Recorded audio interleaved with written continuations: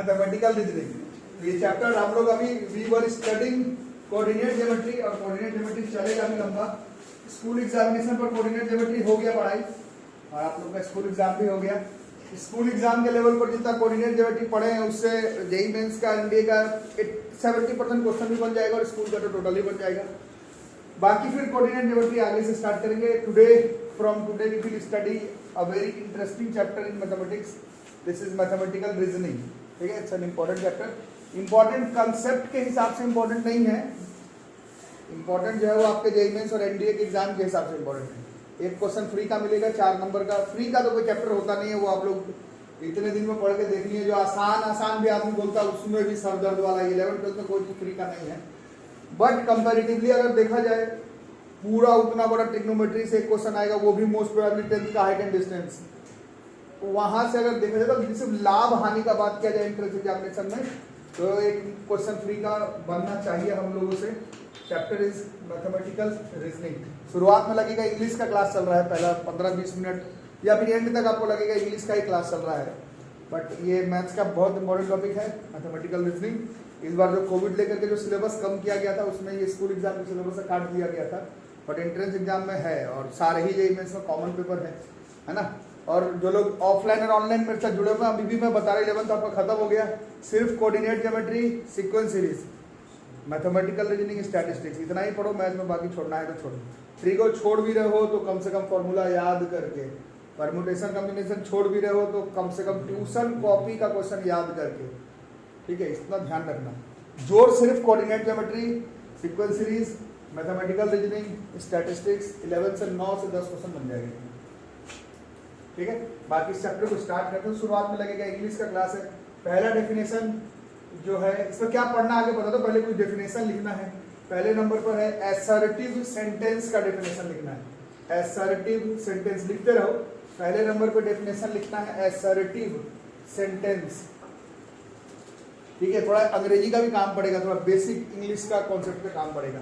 A sentence that makes an assertion या फिर declaration, a sentence that makes an assertion और an declaration is called an assertive sentence और declarative sentence। एक sentence जिसमें ये कुछ assertion हो, assertion and reasoning आप लोग देख रहे हैं मेंस में आ रहा है आजकल, स्कूल एग्जाम में भी आ रहा है, मेंस तो बहुत छोटा बात है, स्कूल एग्जामिनेशन में भी assertion and reasoning है। assertion मतलब बोल देना वो स्टेटमेंट है ना। तो सेंटेंस जो कि एक स्टेटमेंट के बारे में कुछ बता रहा है या फिर उस सेंटेंस के बारे में कुछ डिक्लेयर कर रहा है, ऐसे सेंटेंस को हम लोग assertive sentence कहते हैं।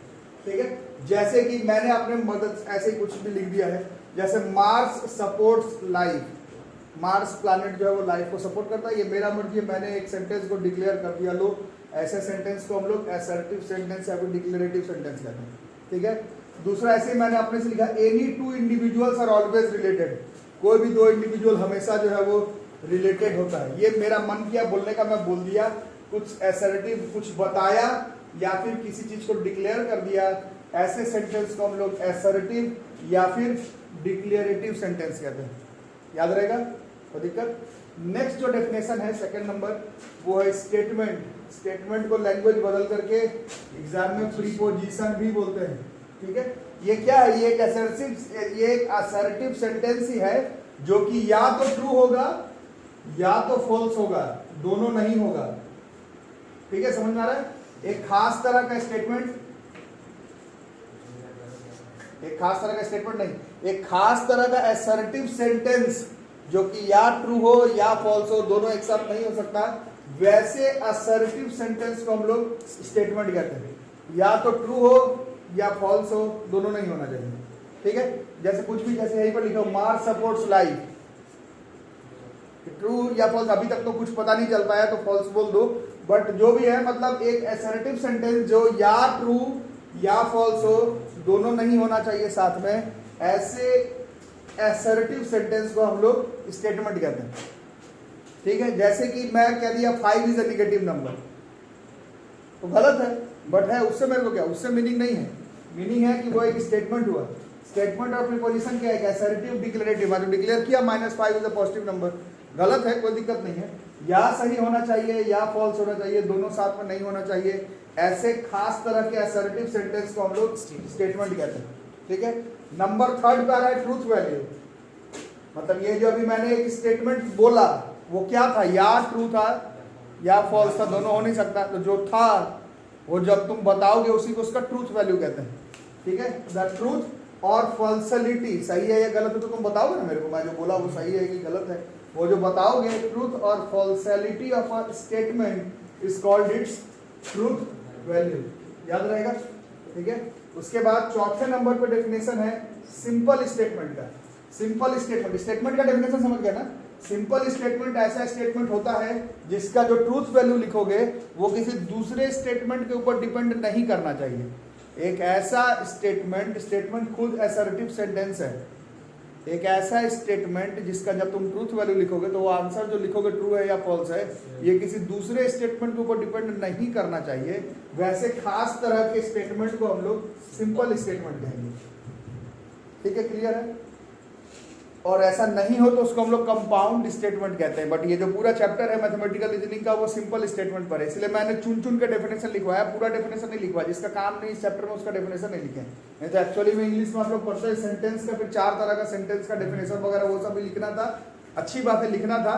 मैथ्स में ये जो चैप्टर हम लोग पढ़ रहे हैं मैथमेटिकल रीजनिंग जेईई मेंस और एनडीए के लिए, उसमें इंग्लिश का टाइप ऑफ सेंटेंस उसका काम नहीं है। बाकी इंग्लिश में तो आप लोग पढ़े ही है, उसका काम नहीं है। हमें इस चैप्टर में जो है मैं बिल्कुल उसी तरह से डेफिनेशन लिखवा रहा हूँ। पहले असर्टिव सेंटेंस का काम है, फिर स्टेटमेंट का, फिर ट्रूथ वैल्यू का, फिर सिंपल स्टेटमेंट, ठीक है। अब दो अगर अलग अलग सिंपल स्टेटमेंट है, दो अलग अलग सिंपल स्टेटमेंट, सिंपल स्टेटमेंट किसको कह रहे थे, जिसका जो ट्रूथ वैल्यू है वो किसी दूसरे पर डिपेंड ना करे, वो एक अलग सिंपल स्टेटमेंट है, वो एक अलग सिंपल स्टेटमेंट है। उन दोनों को अगर कनेक्ट करें, इंग्लिश में भी करते हैं, दो अलग अलग सिंपल स्टेटमेंट को अगर हम लोग कनेक्ट करें तो इंग्लिश में तो मेरा बहुत दिन हो गया याद किया, पता नहीं उसको क्या कहते हैं, बट इस चैप्टर में उसको हम लोग कनेक्टिव्स कहते हैं। शायद इंग्लिश में भी कनेक्टिव्स ही बोला जाता है, conjunction. Conjunction is just a type of connective, ऐसा बहुत सारा होता है, उसको कंजंक्शन ही कहते हैं। ओके, यहाँ पर this is known as connective. The phrases और वर्ड्स, द फ्रेजेस और वर्ड्स विच कनेक्ट, किसको कनेक्ट करना है, सिंपल स्टेटमेंट्स आर कॉल्ड, इसी को कहते हैं लॉजिकल कनेक्टिव्स और सेनेटियल कनेक्टिव्स या फिर लॉजिकल ऑपरेटर्स। बहुत तरह का होता है हमारा कनेक्टिव्स, उसमें आज के क्लास में हम लोग 4-5 पर फोकस करेंगे और आज के क्लास में उसको याद करने का ट्राई करेंगे। यहाँ पर टेबल बनाया हुआ है, इसे नीचे करना पड़ेगा, यहाँ पर टेबल बनाया हुआ है और इस टेबल से हम लोग साइन को थोड़ा सा पूरा जाएगा,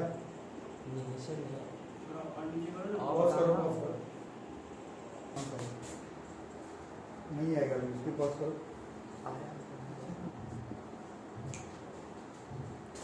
टैप टू फोकस नीचे का टेबल, ठीक है। चलो तो अब देखो साइन, अभी इंग्लिश वाला बोल रहे हो, इंग्लिश वाला ही है, बट भैया अंग्रेजी का क्लास चल नहीं रहा है, क्लास चल रहा है मैथ्स का, मैथमेटिकल रीजनिंग के एक क्वेश्चन जेईई मेंस एनडीए में पकड़ना है, साइन कन्वेंशन याद करना पड़ेगा।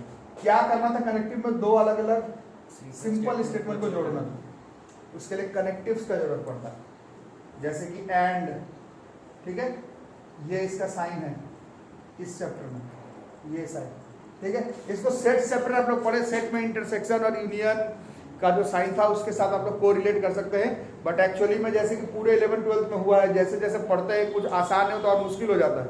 अभी यही साइन फिर इंटरसेक्शन यूनियन के साइन के साथ मिलाओगे, थोड़ा ऊपर नीचे हो जाएगा, गलत होने लगेगा, उससे अच्छा इसका साइन अलग से याद करेंगे। ये साइन किसका हो जाएगा, एंड का, उसमें इंटरसेक्शन का होता था यू, उल्टा यू है ना, ऐसा उल्टा ही टाइप का है, बट मैं बार बार बोल रहा हूँ सेट से आप सेट्स का साइन कन्वेंशन अलग याद करके रखिए, इसका अलग रखिए, इसका अलग क्वेश्चन, एक क्वेश्चन 4 नंबर का आपको मिलेगा।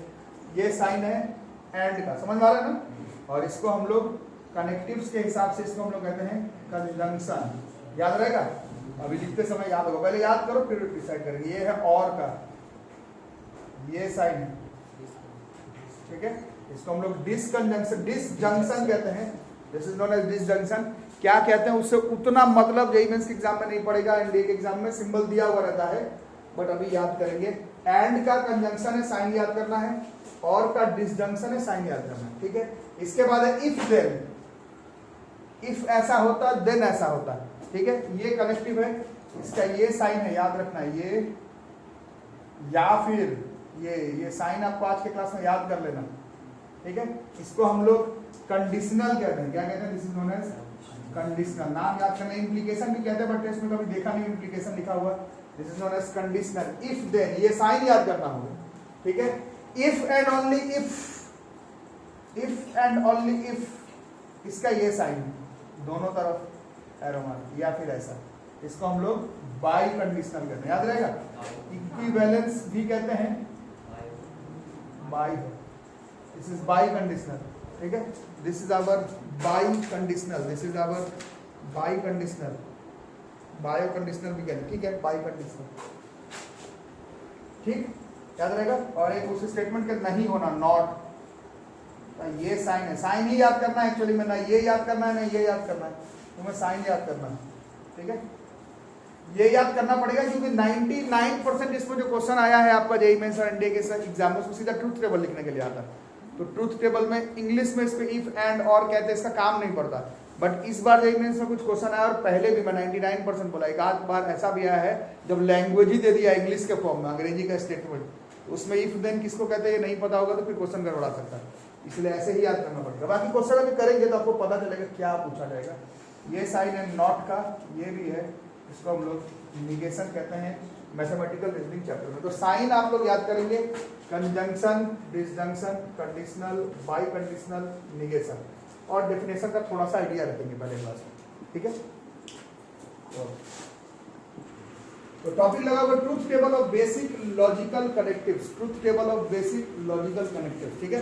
कनेक्टिव्स किसको कह रहे थे? दो सिंपल स्टेटमेंट था, जैसे P है और Q है, और ये साइन किसका था? ये कंजंक्शन का था। तो अगर P का मालूम है ट्रूथ टेबल, Q का मालूम है, तो P एंड Q का क्या होगा उसके बारे में हम लोग देखेंगे, ठीक है। ये ऐसा है, P क्या था? P एक सिंपल स्टेटमेंट, सिंपल स्टेटमेंट किसको कह रहे थे?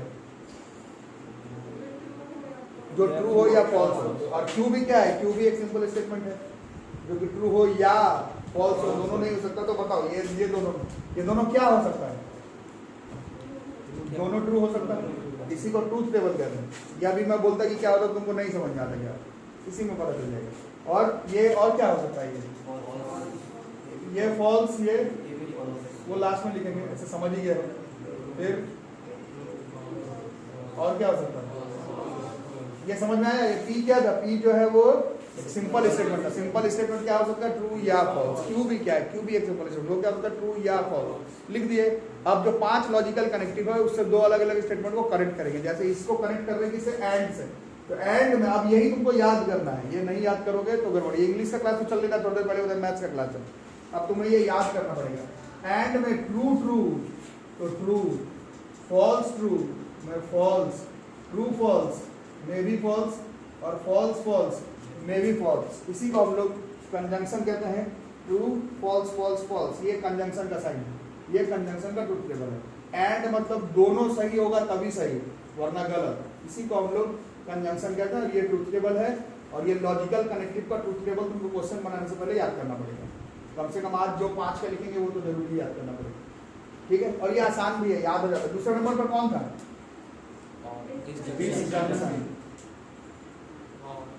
और एंड और का काम तब पड़ेगा जब क्वेश्चन यही में लैंग्वेज के फॉर्म में आ जाए, इंग्लिश में सच में लैंग्वेज के फॉर्म में आ जाए तब।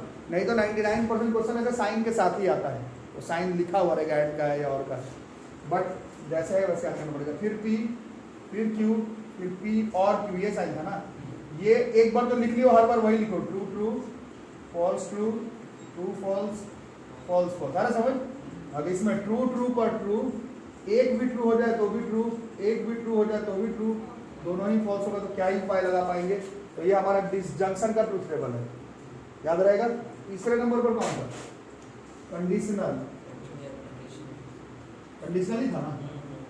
साइन क्या था? ऐसा ऐसा ही था। फिर P, फिर Q, ऐसे भी चलेगा, है ना, यही था ना।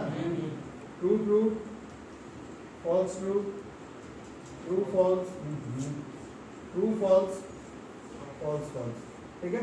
तो कंडीशनल है। कंडीशनल का इंग्लिश में क्या था? कंडीशनल का अंग्रेजी में क्या था? इफ देन, हाँ, इफ देन था। लैंग्वेज वाले क्वेश्चन में काम आएगा, अभी तुमको रटना है। इफ मतलब ये ट्रू तो ये भी ट्रू, तो ऑब्वियस है कि ट्रू ही होगा। ये फॉल्स स्टेटमेंट था बट इसके वजह से देन ये ट्रू हो गया, तो ये तो ट्रू हो गया। नहीं अगर पकड़ पाए तो याद करो, कोई दिक्कत वाली बात नहीं। ट्रू था बट ये फॉल्स हो गया, इफ देन है मतलब फाइनली ये फॉल्स हो गया। फॉल्स फॉल्स ही था तो क्या ही होगा। फॉल्स फॉल्स ही जब है कंडीशनल में, फॉल्स फॉल्स ही है तो ट्रू हो जाएगा। मतलब स्टेटमेंट वो फॉल्स है देन वो भी फॉल्स है, तो ओवरऑल स्टेटमेंट ट्रू हो जाएगा। So this is true. So this is conditional का याद करना, ट्रू ट्रू ट्रू पे ट्रू, फॉल्स ट्रू पे ट्रू, ट्रू फॉल्स पर फॉल्स और फॉल्स फॉल्स पे ट्रू है। ये कंडीशनल का जो है हमारा ट्रूथ टेबल याद रहेगा। इसके बाद वाला क्या था? By conditional. ये साइन ऐसा था, और if and only if and only if, इसमें PQ सेट कर लेते हैं। True true, false true, true false, false false. Sign ये है या एक एरो मार्क भी चलेगा, ठीक है। ट्रू ट्रू पर तो ऐसे में भी कुछ सोचना नहीं रहता है। ट्रू ट्रू पर, ट्रू ट्रू पर तो ट्रू ही है ना। और इफ एंड ओनली इफ है तो ट्रू फॉल्स पे फॉल्स, फॉल्स ट्रू पर भी false, if and only if है ना। और फॉल्स फॉल्स तो हम लोग समझ ही रहे हैं, फॉल्स एंड फॉल्स। तो दिस इज लाइक, रुको रुको रुको, थोड़ा गलत हो रहा लगता है। एक मिनट बंद करते जरा, ठीक है। तो इसको याद करना, ट्रू ट्रू पर ट्रू है ये साइन पर, फॉल्स ट्रू पर फॉल्स, ट्रू फॉल्स पर भी फॉल्स, फॉल्स फॉल्स पर ट्रू। इसमें ऐसे याद करना है, दोनों ट्रू तो ट्रू, दोनों फॉल्स पर भी ट्रू, ठीक है। यहाँ पर दोनों ट्रू पे ट्रू, दोनों फॉल्स पर भी ट्रू, और सेकंड नंबर पर इधर वाले में ट्रू तो भी ट्रू, ठीक है। इस तरह से याद करना है, प्रैक्टिस करते करते याद हो जाएगा, ठीक है। और लास्ट में क्या था? निगेशन बहुत आसान है। निगेशन का मतलब क्या था? नहीं होना होता था, नॉट। साइन क्या था? ऐसा। ये बहुत आसान है। PQ नहीं, एक ही में ना, P नहीं बताना पड़ेगा। ट्रू है तो भैया निगेशन भी फॉल्स हो जाएगा, फॉल्स है ट्रू हो जाएगा।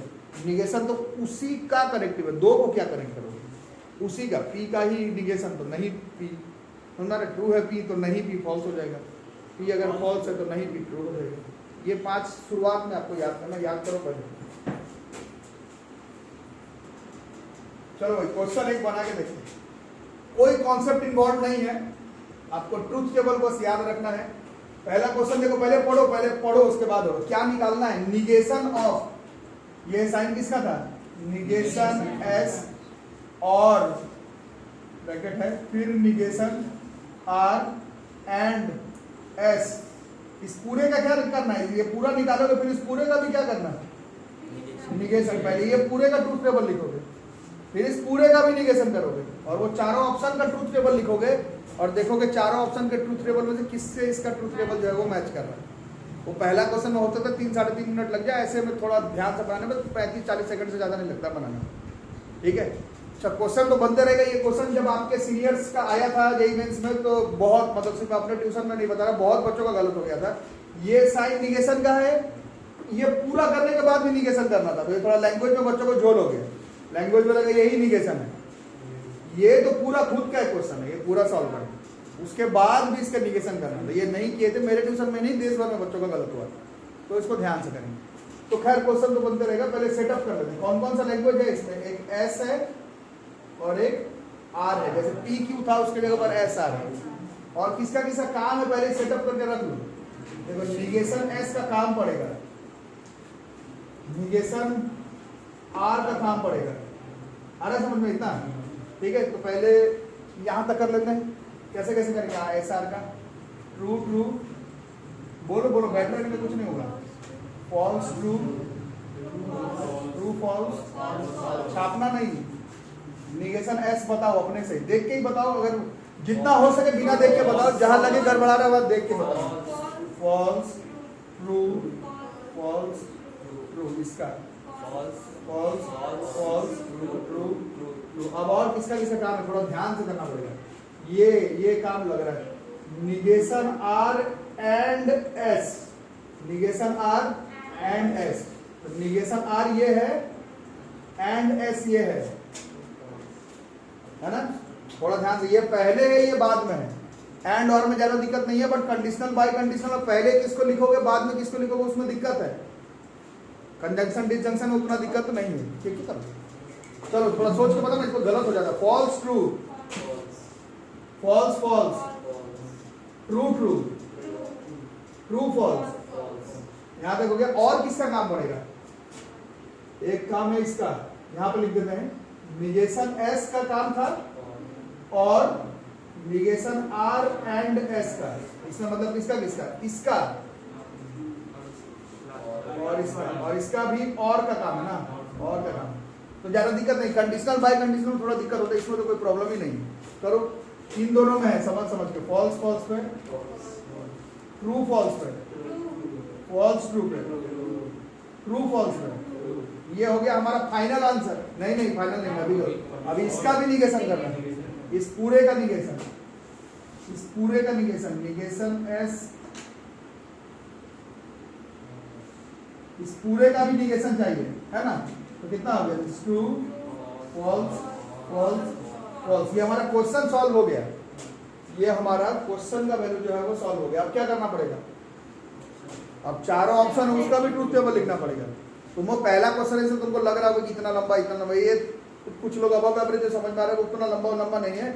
प्रैक्टिस के बाद 35-40 सेकंड में श्योर बन जाता है। कितना भी बड़ा क्वेश्चन हो, कितना भी ऑप्शन चेक करवा लो, सही 1 मिनट मैक्सिमम। और जेईई में तुमको वैसे भी 2 मिनट तो मिल रहा ही। नीट का क्वेश्चन तो है नहीं कि तुमको 10 सेकंड में बनाना है, मेंस में 2 मिनट तो मिलेगा ही। 2 मिनट में श्योर बन जाता है, चाहे तुम ऑप्शन चेक करके बना लो या कॉन्सेप्ट से बना लो। ऑप्शन चेक करके बनाते हैं। पहला ऑप्शन है एस और आर और इसका, तो इसके लिए हमें क्या निकालना पड़ेगा, मतलब इसके लिए हमें आर और निगेशन एस निकालना पड़ेगा। आर किधर है, आर ये है, निगेशन एस ये है ना, यही ना। इसका क्या करना है, और करना है, ट्रू फॉल्स का, ट्रू ट्रू का, फॉल्स फॉल्स का, फॉल्स ट्रू का, ट्रू, ठीक है। और ये करना है, एस के साथ क्या करना था, एस के साथ इसका, एस के साथ और है ना, तो लगाओ एस के साथ और है, ट्रू ट्रू पे, फॉल्स ट्रू पे, ट्रू फॉल्स पे, फॉल्स ट्रू पे, ट्रू। ये था क्या अपना आंसर, तो नहीं हुआ, ये बात गड़बड़ा गया, ये तो गलत है। बी पर चलो, बी पे क्या है, S and R. S and R कहीं निकाले थे, नहीं निकाले थे, अभी निकाल लेते हैं एस एंड आर। बोलो true true, false true, true false, false false. ऐसा है क्या आंसर इधर, ट्रू फॉल्स फॉल्स फॉल्स, यही आंसर आता है। यही मैं इसका बाकी चेक करने का जरूरत नहीं है, तुमको प्रैक्टिस के लिए चेक करना है, तुम चेक करके देख सकते हो। ये बी जो है वो सही हो गया। और ये जेईई 2000 देख के लिखेंगे ताकि डेटा घर पर सबके पास मिला हुआ रहे और एक आइडिया लगा रहे। ये जेईई 2015 का क्वेश्चन हो गया। This is the question that was last day means 2015। इस तरह का क्वेश्चन आएगा। ट्रूथ टेबल याद रहा तो बन जाएगा, ट्रूथ टेबल नहीं याद रहा तो ऑब्वियस है नहीं बनेगा। ये तुम्हारे कॉन्सेप्ट से बनाने वाला चैप्टर नहीं है, कॉन्सेप्ट से बना लोगे वैसा चैप्टर नहीं। ट्रूथ टेबल याद रहा तभी बन पाएगा, ठीक है।